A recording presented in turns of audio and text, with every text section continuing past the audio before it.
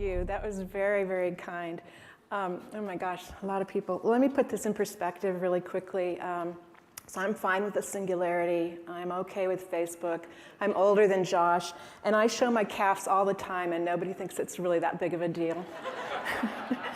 So what I want to talk to you about today is what I spent the summer doing. It kept me awake a lot of nights, and it's this question behind me. It's called, who will lead the robots? This is not a joke. It's not a random question. It's actually, let's see if I can do this.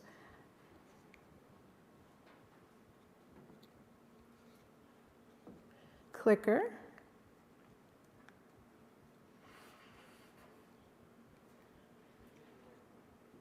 Okay, I just need help with, there we go, okay. So this is the book that Nathan referred to that I wrote with my good friend and colleague, Maria Giudice. It's called Rise of the DEO, Leadership by Design. Maria and I have watched business leaders for a long, long time. We saw firsthand what the qualities were that inspired, developed, and motivated teams. And so we wrote this book in order to share what we learned. And namely, that was that the very best leaders we saw actually shared qualities with good, experienced designers. We called these leaders DEOs, and you can see, thanks to Maria's great artistic skills, we've actually summarized the book in one page. A DEO is a systems thinker. They make changes both inside their organizations and in their market through small iterative bets or risks. They are very comfortable integrating both rational or logical and intuitive approaches, and they are socially intelligent, which means that they play well with others. Finally, they're doers, or as we explain in the book, they get shit done.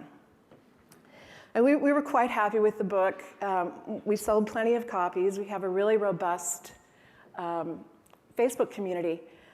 But here's the thing. Maria and I teach at the grad design program at California College of the Arts.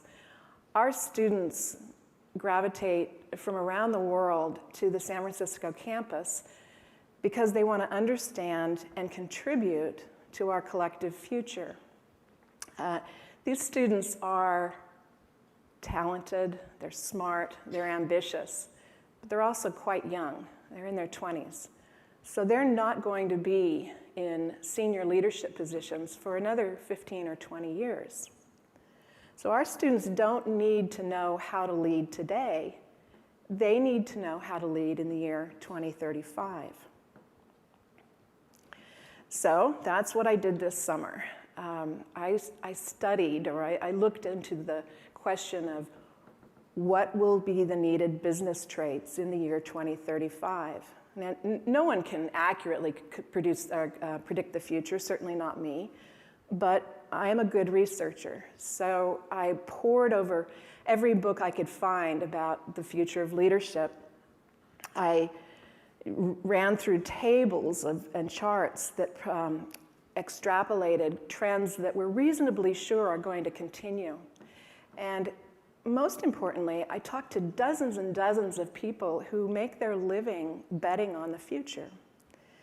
Their responses were varied, insightful, provocative, sometimes scary, and that's what I want to share with you today.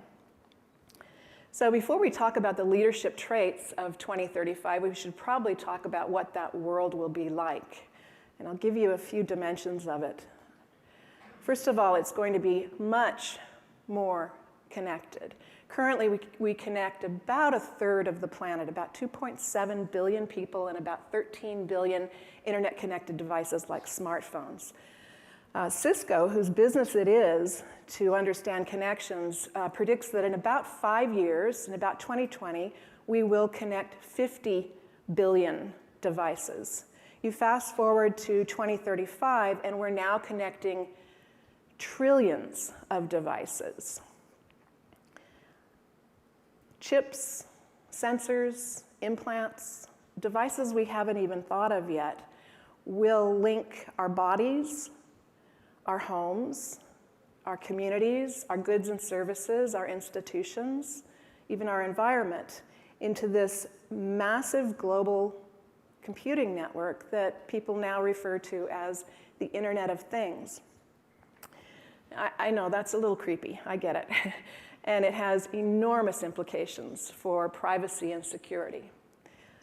But it's really hard to dismiss the upside. Sensors can track pollutants to their source. They can record and reduce crime. They can identify pathogens and stop them before they get out of control. And they can raise entire communities and populations out of abject poverty.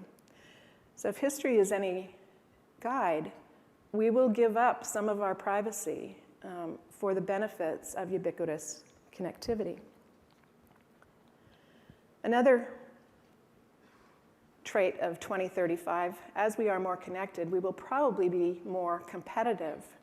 The World Economic Forum says there are 37 countries currently that are living in an innovation economy. There's 24 more right behind them transitioning to that. As those countries develop, countries like Brazil, Hungary, United Arab Emirates, they will be competing for resources, natural resources like water and oil, also talent, also money. If you factor in global change, then you've got that effect even amplified. Another factor of 2035, is, I think a bit counterintuitively, is that as we are more connected and more competitive, we'll also be more collaborative and more crowdsourced. We'll be companies, institutions, even educational organizations will be able to source talent from around the world using human analytics, human performance analytics like Google does for their hiring. Even the smallest company will be able to assess, hire, assess and hire someone remotely. As our connected devices become multilingual and translate in real time our conversations and text, the promise of long-distance collaboration will finally become a reality. In this connected, competitive, collaborative world, it'll also be more complex. Probably won't be that much of a surprise to you to know that in 2 days, we now create as much information as we created from the dawn of man to the year 2003. The rate of that information creation is doubling every year. The compounding effect of that by 2035 is almost unimaginable. But that richness of information is probably what will allow us to solve intractable problems like Alzheimer's, or poverty, or putting a colony on Mars. That's the positive side. On the negative side, I think it's best summed up by the ever-visionary Howard Rheingold, who says, "We will live in a world where many things won't work, and no one will know how to fix them." Finally, in a more connected, competitive, collaborative, and complex world, it will be much more responsive. The world will be adapting very, very quickly to influences and inputs, creating more change than we are experiencing even now. You have only to look at the trajectory of cell phones and social networks to understand that we've shifted from linear growth to exponential growth. What exponential growth means is disruption. Just as Uber is currently disrupting the personal transportation industry and Airbnb is disrupting the hospitality industry, similar innovations will disrupt finance, fashion, retailing, entertainment, education, medicine. Virtually any industry that depends on scale will be disrupted in the next 20 to 30 years. It's unlikely that the business traits and models that we rely on right now will be as useful in that time. So in this world, apparently brought to you by the letter C, I started to reflect on what is it that, what are the traits that we will need Now, certainly some of them will be the same. I mean, we've always admired intelligence, honesty, confidence, the ability to delegate. I think those will be the same. But here's 4 that I think are a little, that I'm hoping my students will be able to develop.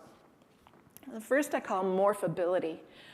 Morph Ability is the skill of responding to whatever comes your way by sensing what is needed and then pulling from yourself the relevant traits to deal with it. For example, this is the skill of the engineer who is also a practicing artist and so can inspire both coders and creatives. It's the politician who is both truly humble and truly bold. It's the venture capitalist who can be relentlessly analytic in one instance and intuitively savvy in the next. Now, this concept of the morphable leader is in direct contrast to the kind of resilient or resolute and unyielding leader that we usually associate with business success. But just as the military has had to shift from the rigidity of command and control to the agility of special ops, business leaders will do the same. The next trait I call momness. I've always wanted to say this trait. I'm actually not referring to the perkiness of Carol Brady or the superb multitasking skills of Claire on Modern Family. I'm actually talking about the fierce protectiveness and aggressive nurturing of moms in the animal kingdom. It's this odd dichotomy, the ability to be loving and devoted and nurturing, at the same time being intensely protective of your turf, that I think particularly global industries and global companies will value. Now, I'm not, by calling this momness, I'm not trying to suggest that this is the exclusive province of females. Actually, I think the group that has this tendency is parents, both genders. It's good parents that can find that sliver of talent and grow it over a couple of decades. It's parents that can reprimand without completely deflating an ego. And it's parents that will instinctively fight against anything that challenges what they value. So, we've valued parenting in society for millennium. I think in 2035, we'll start valuing those same skills in our corporations. Okay, we've all seen enough of Lena Dunham to last a lifetime, I know. But I think she's symbolic of how leaders will have to be comfortable being naked. I don't mean that they will have to, need to govern without clothes. You can go to Burning Man for that. But I do think they will have to live very open and public lives, and they'll have to be comfortable with that. As our wearable devices proliferate, we're going to expect our leaders to be trackable.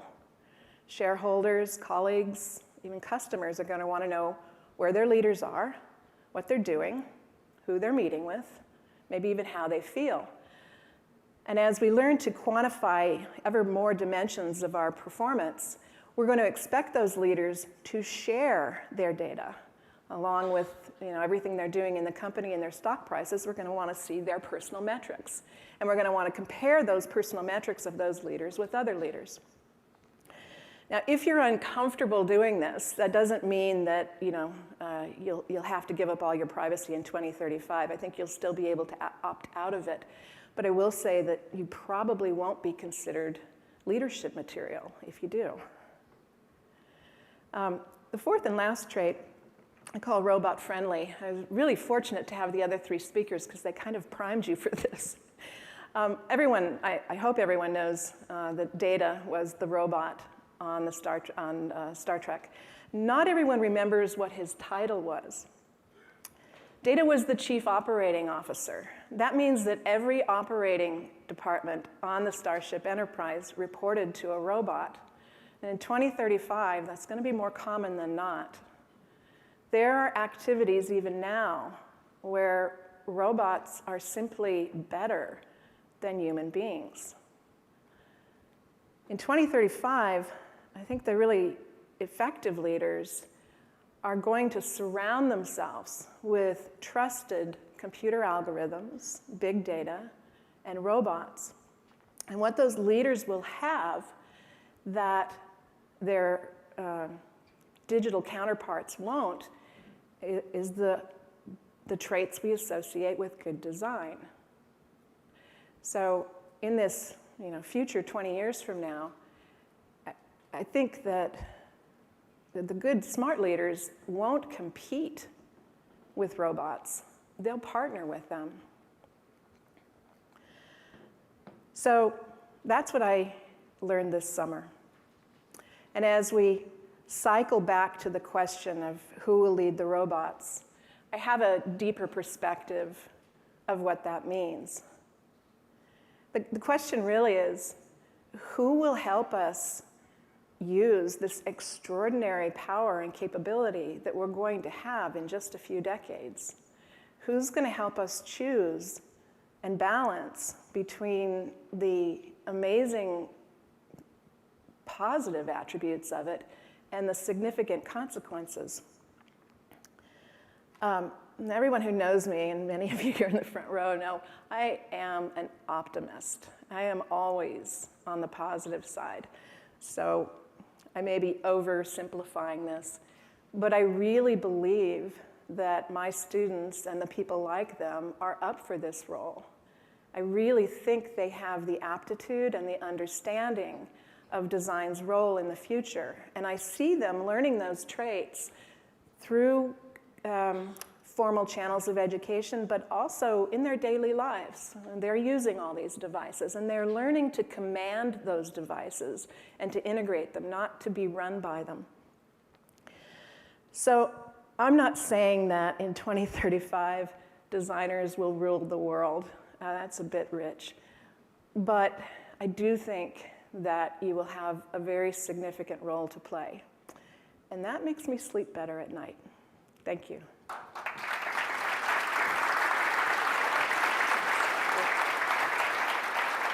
Thanks.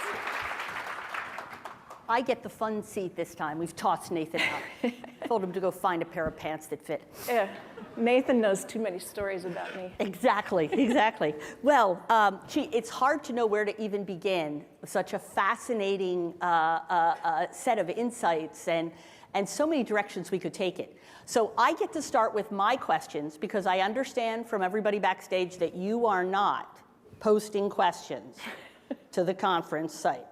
All right, so the first thing, unless you want to listen to Nathan and I get to ask only our questions, we need to give you an opportunity to go ahead and start sending questions because I'm sure, like me, there's about 1 million things prompted, Christopher, by what you've said. Great. Let me start with my favorite then, because again, we're doing me. Momness, of course, right? And so exciting because I think those of us who get the incredible privilege of really teaching for a living know that the best part of it, and the hardest part in some ways, is finding this fine line that I think is exactly what you're talking about, where we're supporting who our students are, and at the same time, we're really challenging how they think to help in their development. And one of the exciting things we see in kind of all this new online world and all is that is shifting from the old authority notion that those of us who are old and experienced get to teach and people who are young get to learn. And now we see this peer-to-peer just really taking off. And so I'm wondering, how do we fiercely nurture each other? I mean, as peer-to-peer, right? How do we get in there and wrap our arms around pushing our colleagues to be the best that they can be? I'm not sure I'm an expert on that. I can tell you what I personally do and what Maria and I do. I mean, we teach not because we want to necessarily convey our knowledge onto the next generation. Some of our knowledge, frankly, is outdated at this point. We teach because we want to learn. And so we make it very clear to our students that we expect them to challenge us. And and we in turn will challenge them. And then I think there's a certain level of vulnerability. You have to be willing to say you're wrong. You have to be willing to say, I don't know how to do that, show me. You have to be willing to, kind of let someone that is, 30 years younger than you be the expert. But I can't imagine living any other way in this particular day and age. It's just, I can't keep up. Yeah. So somehow being a fierce nurturer requires that willingness to be naked that you talked about as well. Yeah. And maybe that's the ultimate thing in organizations, right? That if you're the boss, you're never supposed to be vulnerable and admit that you don't know. So it can sometimes be hard to nurture up as well. Yeah, I never bought into that. I think the privilege of being the boss is that you get to be wrong. That's should be. Yeah. You should be able to say, oops, made a mistake on that one. Well, so now we got to talk about one of my favorite of the 4 traits. How about yours? If you think about the 4 traits. Well, I've kind of gotten really fond of all of them, but the comfort being naked is one I've thought a lot about. Because I live in San Francisco and I've been watching the wearables wave develop. We put on a 3-week, actually Susan Wortham right here in the front row, and I put on a 3-week conference at CCA on the design of wearables, looking at all parts of that. And it's really going to move quickly, especially now with Apple's entry. And I'm intrigued by what we will track. I've gotten bored tracking my steps. I've gotten bored tracking my sleep. I'm tracking my food, but that's not really very fun. So I'm waiting for that breakthrough of something that will be really engaging to track. Similar to Nathan talking about the scrolling. I'm looking for the equivalent of scrolling in wearables. And that hasn't shown up yet, but I think it will. And once that does, then we have to all decide, what do we want to track? Do we want to share it or not? And if we want to share it, we're sharing it because we're collaborating, or we're sharing it because we're competing? Lots of things to think about there. So the whole idea of design fitting in. I mean, in the background, it's so obvious that what you're talking about relates to the skills that designers already have. But could you talk a little bit more about that kind of explicitly? What is it in the preparation and the behavior and the practices from design that you see as creating kind of the conditions that these 4 characteristics can really flourish in? I think that design is a discipline that has evolved. Just, in the past, the last 20 years, I remember being at the Aspen Design Conference in the mid-90s, and the designers were on stage. I swear to God that this actually happened. They were arguing over the really horrible influence of the computer, and that designers had to rebel against the computer and stick to their pencils and fight the good fight. And you've come a long way. And I think what's happened is that designers, many of the particularly young ones, have internalized their design skills, and now they really are thinking in ways that are different and that allow them to see possibilities quicker or more quickly than other people, and to turn them into reality. I think designers have this special place where they're often at the table when people are talking about their dreams and their ideals and their visions, but they're also at the table when those dreams are being made into reality.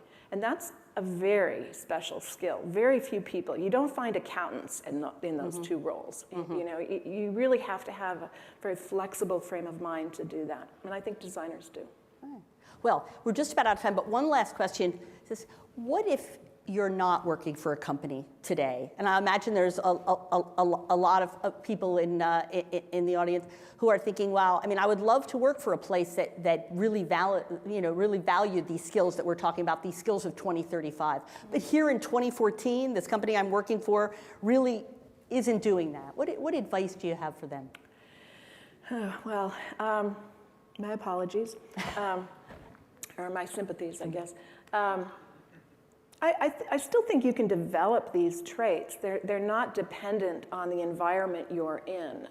You know, I still think that you can start nurturing these traits and developing them, and I think you can trust that the companies that don't value them are going to go away, and the companies that do value them are going to see them in you and seek you out. So, you know, you'll be fine as long as you develop some of those traits. Your company, maybe not. Save yourself. Save yourself. There we go. There's the message. Save yourself. Save yourself. Well, it's been wonderful. I wish we had more time. This is so terrific. But it is time actually for a break, which I'm sure some people could use. So we're going to take about a 30-minute break.